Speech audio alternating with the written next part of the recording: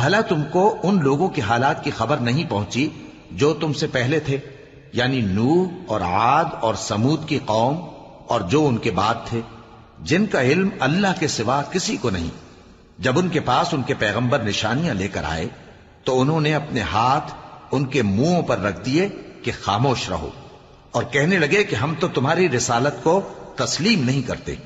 اور جس چیز کی طرف تم ہمیں بلاتے ہو ہم کو اس میں بھاری شک ہے۔ ان کے پیغمبروں نے کہا، کیا تم کو اللہ کے بارے میں شک ہے جو آسمانوں اور زمین کا پیدا کرنے والا ہے؟ وہ تمہیں اس لیے بلاتا ہے کہ تمہارے گناہ بخشے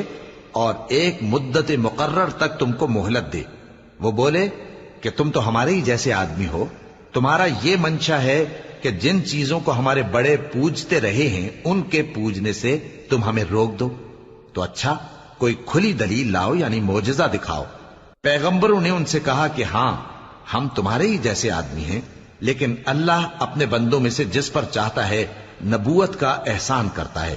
اور ہمارے اختیار کی بات نہیں کہ ہم اللہ کے حکم کے بغیر تم کو تمہاری فرمائش کے مطابق معجزہ دکھائیں،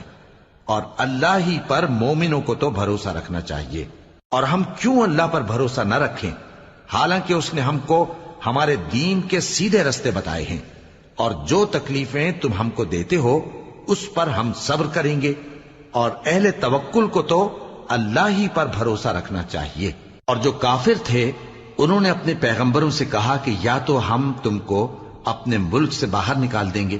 یا تم ہمارے مذہب میں واپس آ جاؤ۔ بس ان کے پروردگار نے ان کی طرف وحی بھیجی کہ ہم ظالموں کو ہلاک کر دیں گے اور ان کے بعد تم کو اس زمین میں آباد کر دیں گے۔ یہ اس شخص کے لیے ہے جو قیامت کے روز میرے سامنے کھڑے ہونے سے ڈرے اور میرے عذاب سے خوف کرے۔ اور پیغمبروں نے اللہ سے فتح چاہی اور ہر سرکش ضدی نامراد رہ گیا۔ اس کے پیچھے دوزخ ہے اور اسے پیپ والا پانی پلایا جائے گا، وہ اس کو گھونٹ گھونٹ کر کے پیے گا اور گلے سے نہیں اتار سکے گا، اور ہر طرف سے اسے موت آ رہی ہوگی مگر وہ مرنے میں نہیں آئے گا، اور اس کے بعد سخت عذاب ہوگا۔